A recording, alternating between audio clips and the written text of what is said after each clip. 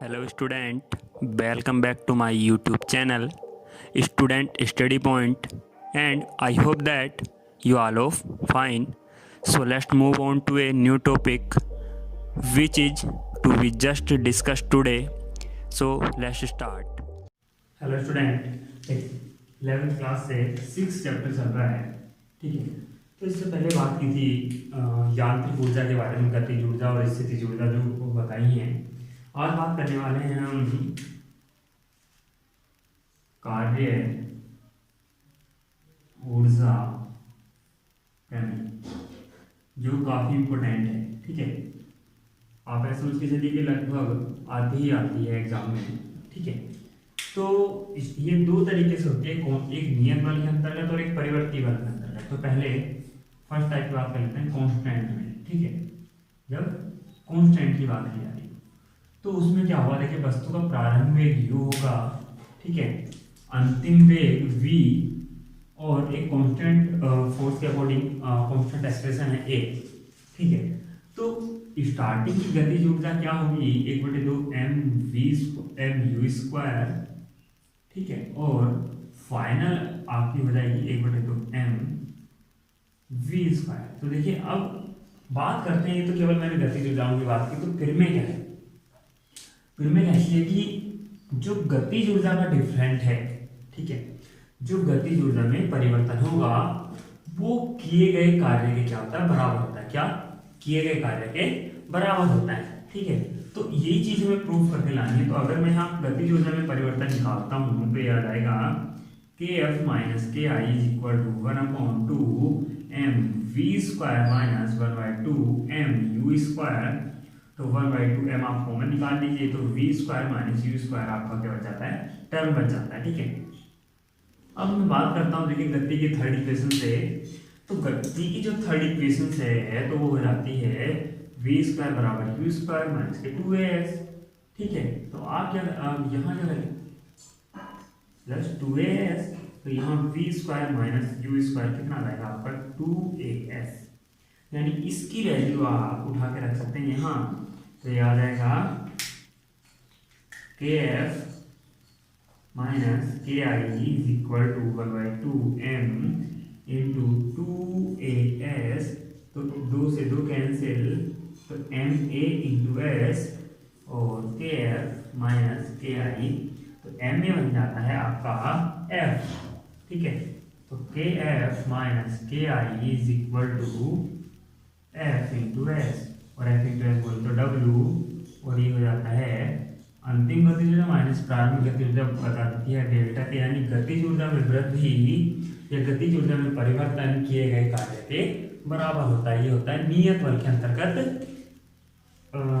गतिज ऊर्जा में, वो गतिज ऊर्जा में हमारा सॉरी कार्य ऊर्जा में। ठीक है, तो ये फर्स्ट टाइप है। सेकंड टाइप की बात करते हैं जब हम कांस्टेंट बल के अंतर्गत बात कर रहे हैं।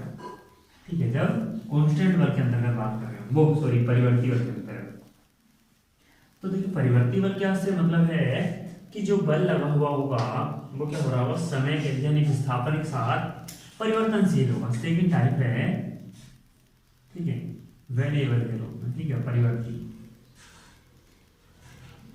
ठीक, तो देखिए अब क्या कि आप ये समझ के चलिए कि जब गतिज ऊर्जा में परिवर्तन होगा तो d/dt समय के साथ तो कितना आएगा, dk। ठीक है, आगे सूत्र क्या होता है, 1/2 mv स्क्वायर होता है। आप इसको समय के रेस्पेक्ट में क्या कर रहे हैं, डिफरेंशिएट कर रहे हैं, यानी परिवर्तनशील निकाल रहे हैं। ठीक है, तो कैसे, देखिए 1/2 m तो कांस्टेंट है, इसको चेंज कर ही नहीं सकते हो आप।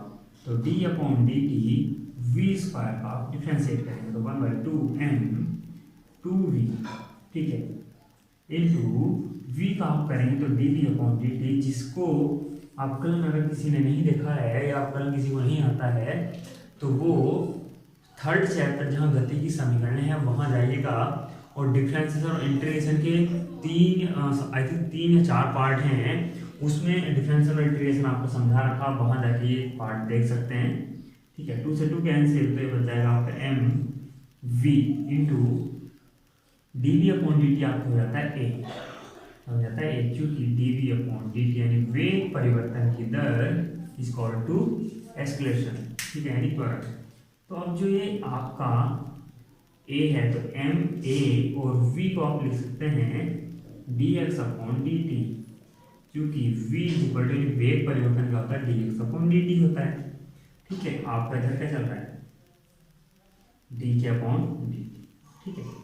अब ये क्या हो जाता है आपका एफ ऑफ एक्स, ठीक है, sorry d upon d t और into d x upon d t, ठीक है।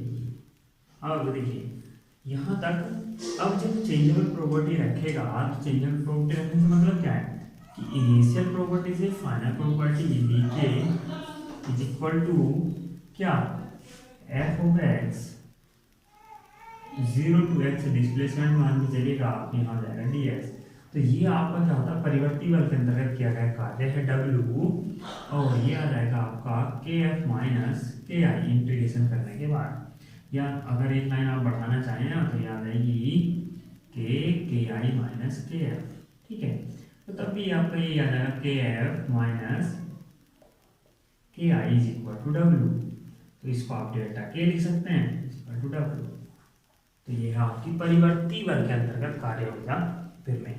तो देखिए कार्य ऊर्जा प्रमेय एक इम्पोर्टेंट टॉपिक है, और ये दो तरीके से आपके लिए काम करती है, एक नियत बल के अंतर्गत और एक परिवर्ती बल के अंतर्गत, ठीक है। तो परिवर्ती ये यहाँ परिवर्तनशील चीजें हैं कि स्टार्टिंग में गतिज ऊर्जा की लिमिट और अंतिम ऐसी यहाँ लिमिट लगाई है विस्थापन की, और आप यहाँ से क्या कर सकते हैं परिवर्ती बल के अंतर्गत किए गए कार्य में या गतिज ऊर्जा में परिवर्तन करके कार्य निकाल सकते हैं, कार्य के जरिए गतिज ऊर्जा में परिवर्तन निकाल सकते हैं। ऐसी कांस्टेंट वाले के लिए थी। तो दो तरीके हैं कार्य ऊर्जा प्रमेय के लिए, दोनों ही बहुत इजी है, मेथड और भी हैं सोल्व करने के कि आप कार्य ऊर्जा प्रमेय को और तरीके और मेथड से भी सोल्व कर सकते हैं, काफ़ी सारे मेथड हैं, लेकिन आई थिंक कि सबसे इजी मेथड यही है। सो मैंने इसलिए इनको चुना आपको बताने के लिए। तो आई होप कि आपको समझ में आया हो। थैंक यू फॉर वॉचिंग, और लाइक और सब्सक्राइब के साथ शेयर करना ना भूलें। कोविड-19 के टाइम में आपको आपकी सेहत के बचाव के लिए आपको विद्यालय से दूर रखा गया है, तो उसमें हमारे जो चैनल्स हैं वो आपके पास तक ये वीडियो प्रोवाइड करा रहा है आपके लिए। तो थैंक यू फॉर वॉचिंग, और प्लीज़ ज़्यादा से ज़्यादा शेयर कीजिएगा। Thank you.